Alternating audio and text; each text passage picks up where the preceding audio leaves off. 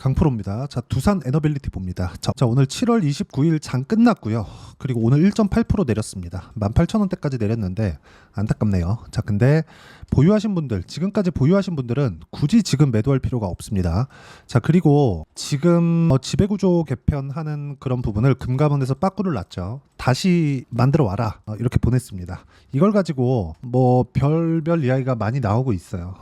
근데 제가 그냥 명확하게 말씀드릴게요.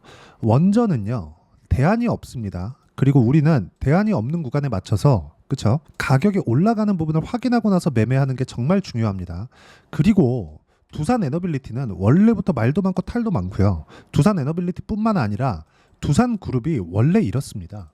우리가 이런 부분은 인정하고 보자. 그리고 매매하는 과정에서 우리는 싸게 사야 될까요? 비싸게 사야 될까요? 당연히 비싸게 사야 됩니다. 주식은 원래부터 비싸게 사는 거예요. 자, 그리고 이 말씀 드릴게요. 시가총액, 오늘 종가 기준에서 시가총액이 11조 8천억입니다. 계산하기 쉽게 그냥 10조라고 칠게요. 자, 그럼 여기서 실적을 보면 어떻습니까? 3천억, 그리고 1분기에 3,500억 더하면 올해 실적이 7천억 정도가 나왔죠. 여기서 곱하기 2를 하면 1.4조 정도 됩니다. 이런 부분을, 그쵸, 예상치, 24년도 실적 예상치 달성하는 겁니다. 자, 그럼 여기서 밥캣의 실적이 딱 빠진다고 쳐볼게요. 어쨌든 우리는 밥캣을 떼낸다고 생각하고 최악의 상황을 가정해서 보자고요. 그랬을 때 두산 에너빌리티의 실적은 어떻게 될까요? 낮아집니다. 여기서 잘 생각하셔야 되는 게 두산 에너의 실적이 낮아지는 게 나쁜 게 아닙니다. 자, 지금 새롭게 두산그룹에서 어떻게 발표를 할지는 모르겠습니다. 그거 나와봐야 알겠죠. 근데 두산 밥캣을 떼어냈을 때, 그리고 두산 로보틱스의 주식을 두산 에너빌리티에서 봤잖아요. 여기서 비율 조정을 해서 나오겠죠. 우리가 딱 여기까지만 판단을 하고 있자고요. 비율 조정을 해서 나올 겁니다. 원래 비율 조정을 했을 때, 그쵸, 비율 조정하기 전이죠. 하기 전에 나온 비율이 1대 0.65예요. 그쵸? 사실상 이 비율은 말도 안 되죠. 자, 밥캣은 돈을 벌고 있고, 그쵸? 이게 만약에 주식시장에서 거래하는 차원이라면 미래가치에 대한 부분을 적용시켜야겠지만, 여기서 그냥 환가 방식으로 준다면 1대1도 안 되죠. 이거를 뒤집어도 안 돼요. 아니, 두산 로보틱스는 성장 기업이니까 0.5를 쳐주고 1을 쳐주는 게 두산 로보틱스라고 본다면 이건 말이 안 되는 거잖아요.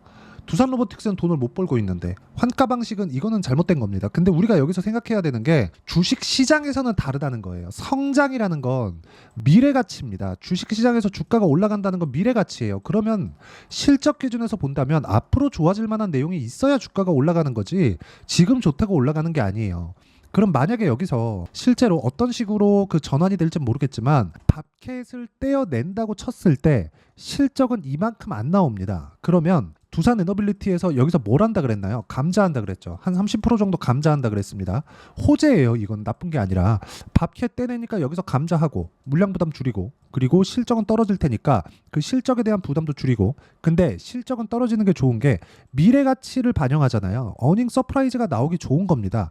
그리고 생각해 보세요. 지금 원전 관련된 수주를 받았다고 하더라도 그게 실적으로 반영되려면 얼마나 오래 걸릴까요? 근데 주식시장에서 올라가는 종목들 보면 모두 비싼 종목이 올라갑니다. 그래서 우리는 비싼 주식을 해야 되는 게 맞아요. 근데 지금 두산 에너빌리티는 비싸다고 보기에는 조금 어려워요.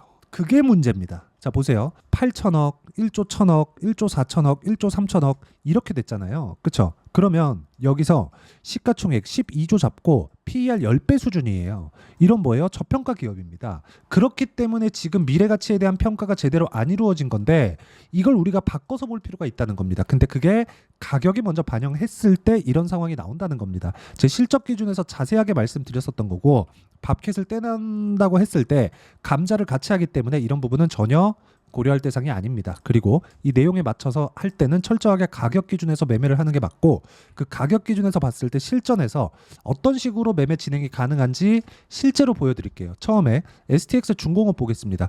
오늘 2% 정도 상승해서 끝났는데 지난 금요일 그리고 지난주 월요일 정도에 매수를 이어갔습니다. 7월 23일, 7월 26일 이렇게 매매가 진행됐고, 그 전에는 제가 4월, 5월부터 계속해서 매매를 이어왔고 36%, 14% 이런 정도의 상황을 꾸준하게 만들어 왔죠.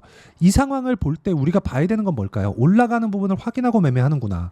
두산 에너빌리티 제가 말씀드릴 때 뭐라 그랬나요? 올라가는 부분 확인하고 하자 그랬죠. 가격을 보자 그랬죠.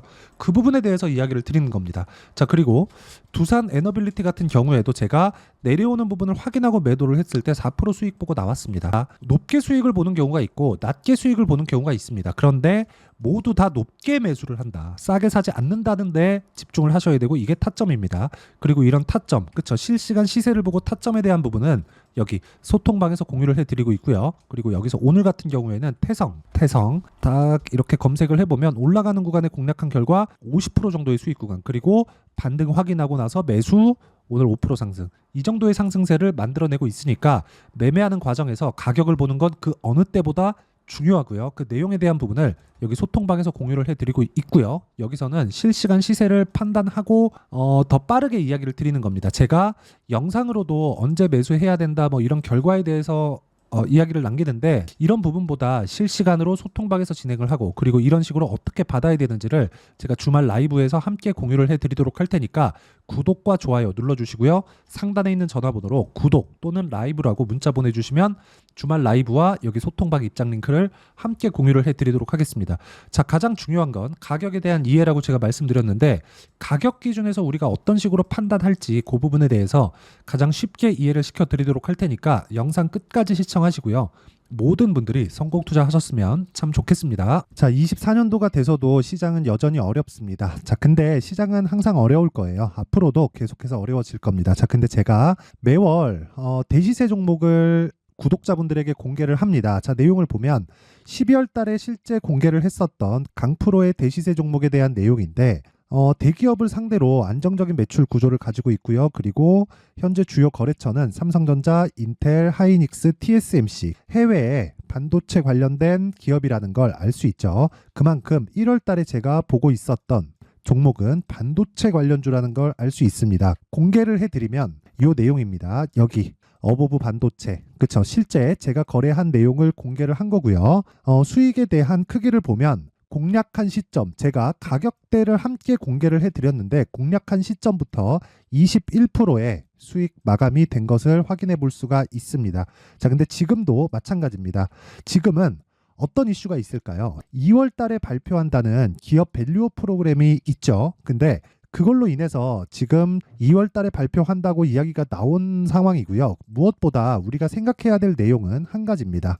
어떤 이슈나 그리고 어떤 뭐 상승할 수 있는 내용으로 인해서 주가가 올라가는 것은 맞죠. 하지만 가격이 먼저 반영한다는 걸 반드시 알고 있어야 되고 그런 내용에 대한 파악이 되었을 때, 그쵸? 여기 어보브 반도체처럼 21%, 그쵸? 대략 3에서 4일 동안 20% 이상의 수익을 먹을 수 있고요. 그리고 여기 HLB 같은 종목처럼 대략 일주일이 채 되지 않는 기간 동안 30%의 수익을 낼 수 있습니다. 자, 그러면 답은 나왔어요. 재료에 대한 부분보다 중요한 게 가격이다. 자, 근데 지금 시장에 쏠려 있는 게 뭐죠? 2월 달에 발표하는 기업 밸류업 프로그램에 대한 내용이죠. 자, 그러면 우리가 이쪽에다가 지금 집중을 해야 될까요? 그 내용을 한번 보겠습니다. 기아차의 차트를 보면요. 1월 24일 날 정부단에서 입김을 불어넣은 이후에 시세가 강하게 발생한 것처럼 보이지만 애초에 12월 달부터 신고가를 달성했다는 걸 확인할 수 있습니다. 자, 그러면 우리가 스케줄을 따져봤을 때 우리가 어디를 봐야 될까요? 4월 달 총선을 봐야 됩니다. 드디어 때가 온 거죠. 4월 달 총선이 끝나면 그 뒤엔 뭐가 있죠? 대선 전국으로 들어갑니다. 그러면 우리는 4월 달 총선부터 시작해서 대선까지 이어질 수 있는 종목을 찾는 게 정말 중요합니다. 그게 정부 정책의 방향과 그리고 스케줄에 맞춰서 가는 거예요. 정치적인 상황에 따라서 주가가 움직이는 걸 우리는 수도 없이 많이 봐왔기 때문에 스케줄에 맞춰서 가는 게 지금으로서는 답이 될 수 있습니다. 그리고 무엇보다 어느 정도의 시세를 내는지 그 첫 번째 단계인 상황을, 그쵸? 제가 12월 달 밝혀드렸었던 대시세 종목으로 이미 공개를 해드렸기 때문에, 그쵸? 어떻게 제가 매매를 했는지까지 다 보여드렸습니다. HLB처럼, 그쵸? 31.9% 걸린 시간은 4일밖에 되지 않죠. 이 종목을 제가 가격과 그리고 어떤 종목인지를 애초에 12월 달부터 공개를 한 겁니다. 자, 그러면 지금도 마찬가지예요. 앞서서 제가 말씀드렸었던 23년도에 했었던 여러 가지 종목들이 있죠. 한미반도체 같은 종목들도 여기 소통방에서 모두 공개를 해서 실제로 10,000원부터 60,000원까지 상승한 내역이 있고요. 왜 공략을 했는지를 제가 다 공개를 해드렸습니다. 근데 지금도 마찬가지라는 거죠.